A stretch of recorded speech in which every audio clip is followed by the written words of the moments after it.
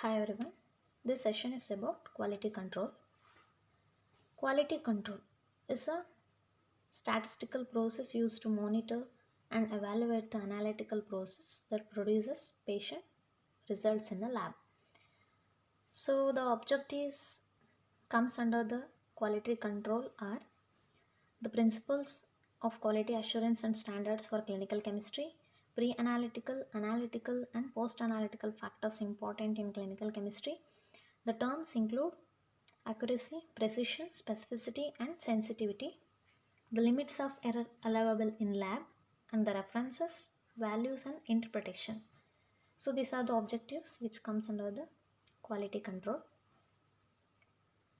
The common meaning of quality includes acceptable, accessible, affordable, and appropriate in a product. So it has to meet customers' expectations. It should exceed the customer's expectation, and always it has to be superior to competitors and fitness for the use. So the term quality assurance defined as the overall program that ensures that the final results by lab is correct or not. So the information generated by lab has to accurate, reliable and reproducible. The quality control refers to the measures that must be included during each assay run to verify that the test is working properly or not in the lab. So the differences between quality assurance and quality control are: in quality assurance you plan to avoid the defect in the first place, where in quality control you try to find defect and correct them while making the products. In quality assurance it's all about the prevention. In quality control it's all about the detection. And the quality assurance is a process based approach, whereas the quality control is product based approach. And the quality assurance involves the processes managing quality, whereas the quality control is used to verify the quality of the product. So by using these quality control and assurance, the benefits of the product will be: it gives you a high quality product, and it increases the efficiency of operations and bring customers satisfaction, which affects your brand and helps you to grow your business. So if your product is a good quality, then further no need to rework much on it. And under the quality control, they are classified into external and internal quality control. That is, the name itself says external quality control means in system which the performance of a lab is assessed and compared with the other group of a lab, so which represents the accuracy of a lab reports. Whereas the internal quality controls the set of procedures undertaken by the lab or technicians for the continuous and immediate monitoring of a lab work to decide whether the results are correct, reliable and enough to be released.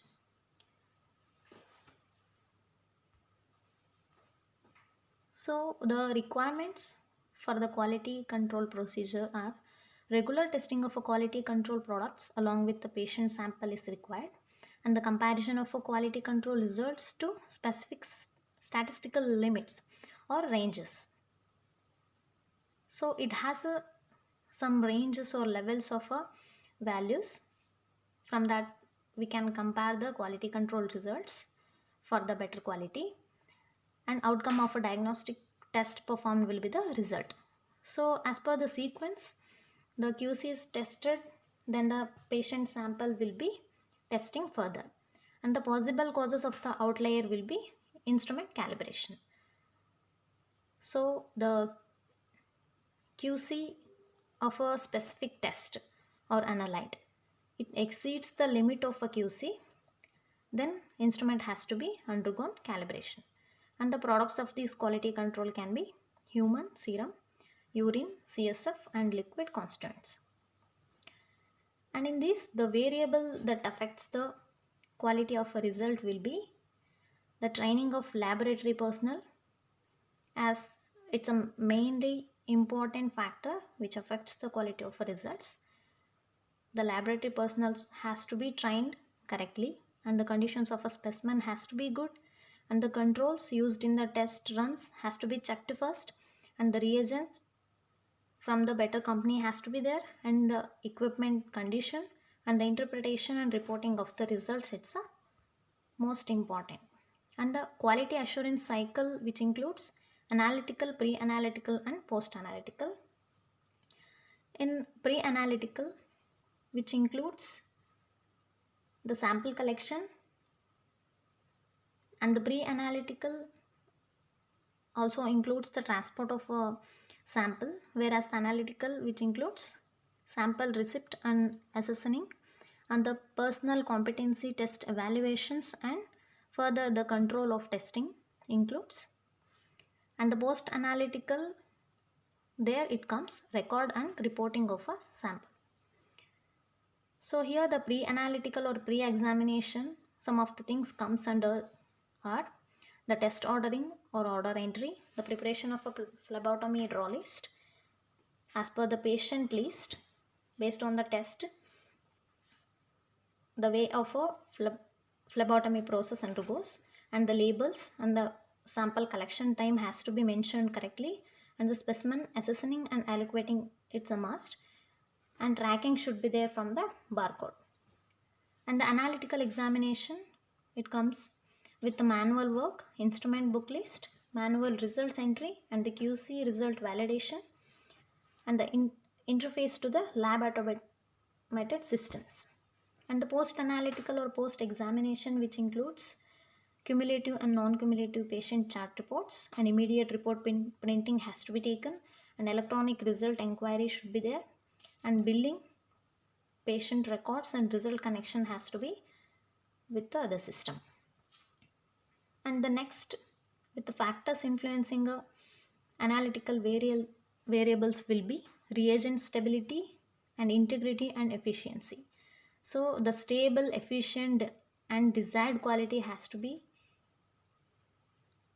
checked, and the equipment reliability has to meet technical needs and compatible user, and the specificity and sensitivity of a selected test is a must, because every test has its specific reagents or control, and sensitivity has to be taken care with the available infrastructure. And the procedural reliability using standard operating procedure, that is SOP, we have to come along with the SOP. And the documentation, all the written policies or plans, procedures, whatever the instruction has given in the documentation has to be followed, and the further assessment with the good quality, and use of appropriate controls has internal and external supplied by the manufacturer by nationally or international companies, and proficiency of personnel as a number, and supervision. So under these, the factors which influence the post analytical will be right recording and reporting, right interpretation of a result, and right turn around the time and report to the right users.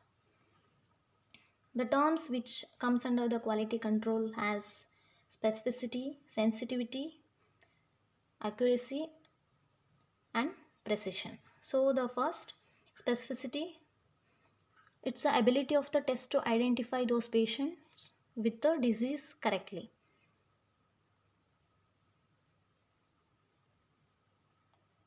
And the specificity, the formula as given here, and the sensitivity, ability of the test to identify those patients with the disease correctly.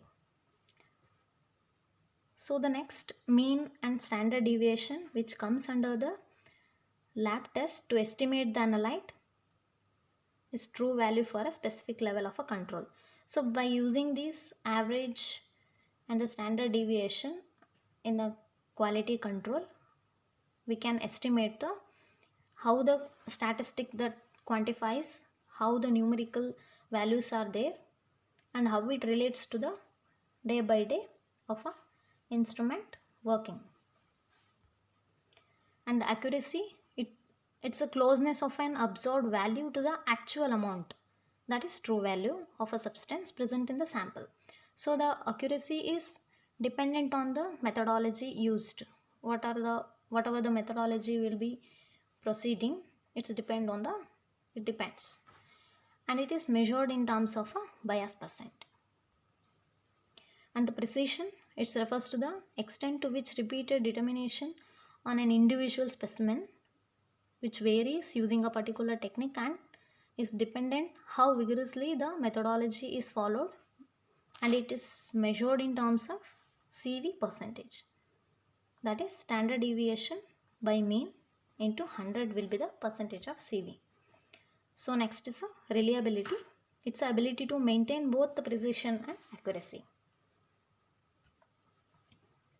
So here the pre-analytical variables. While doing all these procedures, errors can often creep into the laboratory results. So errors may affect the results of a lab. So they may be pre-analytical or post-analytical, either by the instrument related or the human errors. So good laboratory practice, which can minimize the errors and provide accurate results in the minimum possible time. So the clinician can make necessary changes in the treatment measures. So the pre-analytical variability may due to the pre-collection causes and blood collection causes. So here the types of pre-analytical variables will be the patient identification. So by labeling of a specimen may be improper as corrected by the barcoding. And the TAT, that is turn on time, the time required from the specimen reaching the laboratory and the result being dispatched should be kept a minimum time has to be maintained. And the laboratory logs, that entry of test details in the lab register has to be done. And the transcription errors and patient preparation, improper standardization of a collection time and the manner of a collection, it's one of a type.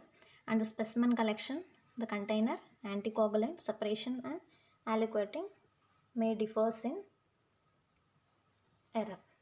And the error is the difference between the true result, that is accepted true result, and the measured difference. So there may be the difference between the true value and the whatever we are getting the values or measured values.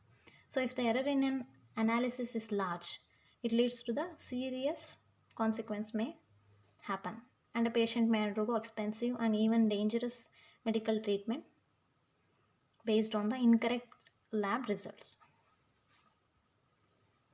And under these errors, there are two types, that is determinate or also called as systematic, and one more indeterminate or also called as random error.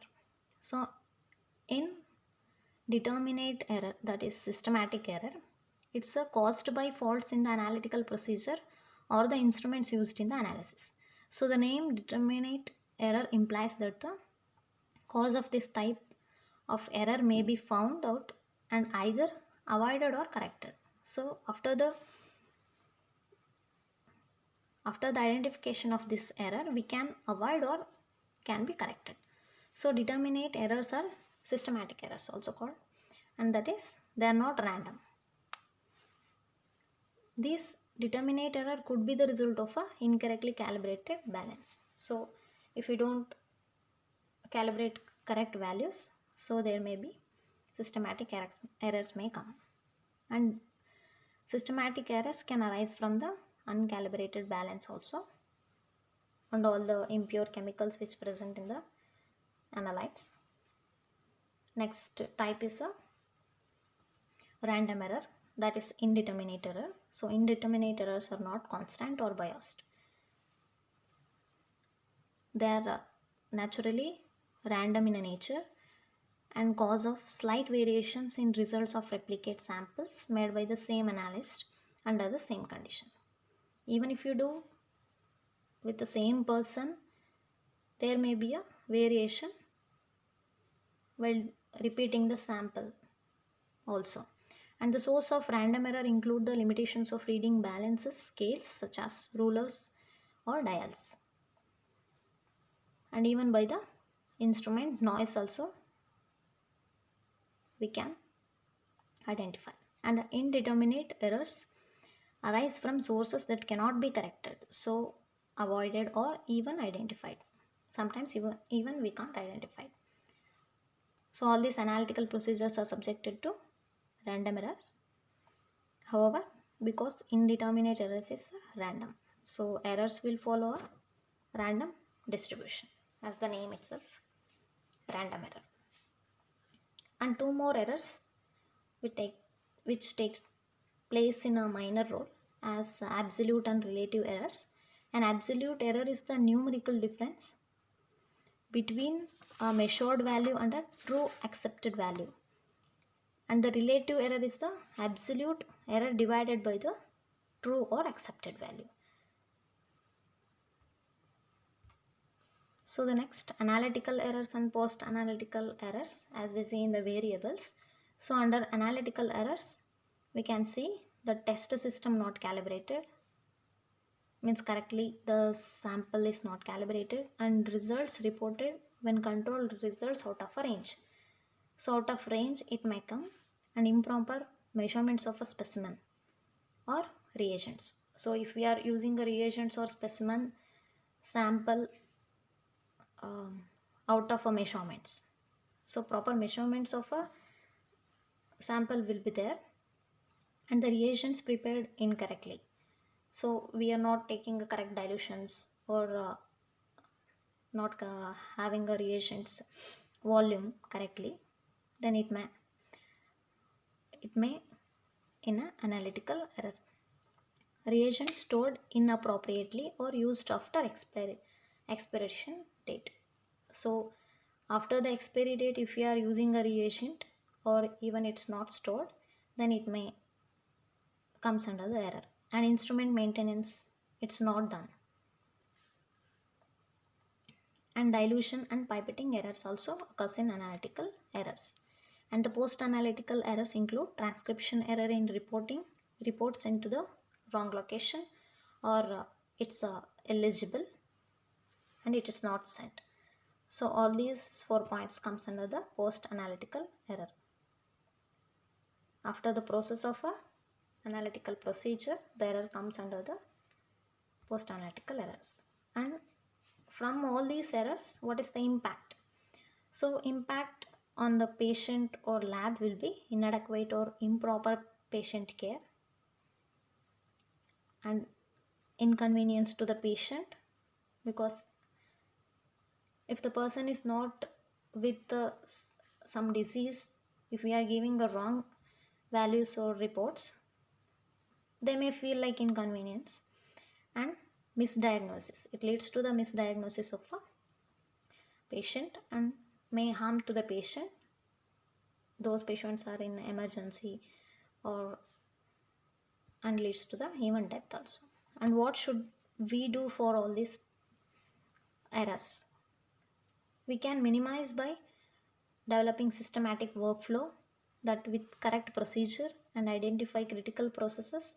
So whatever the critical conditions are there for the sample or the instrument, we need to identify, and the continuous monitoring has to be done correctly and predict accidental events, so preparation may be ahead, and strengthen defenses and decrease the vulnerability. So by doing all this systematically, we can minimize the errors. And by the reference ranges, so results of this normal donor control are expected to be within the established reference range.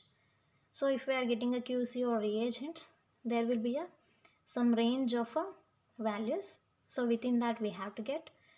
So if the results exceed the reference range limits, if it exceed further, then we have to follow the corrective actions by by repeating the test using same sample, or by comparing with the last reports which were sent before this test. And if the results still exceed the limits, we should not automatically give the report. It has to be validated further, and correct has to be given. And the reporting results, it has to be proper procedure, which includes all data entry results should be verified. It has to be verified, and then final interpretation and release of result has to take care. And the event that a report has already been sent out and needs correction, we can give a new report with the issued updated report. We can write it here with the updated report, and the old report remains in the patient file as a documented. So finally, the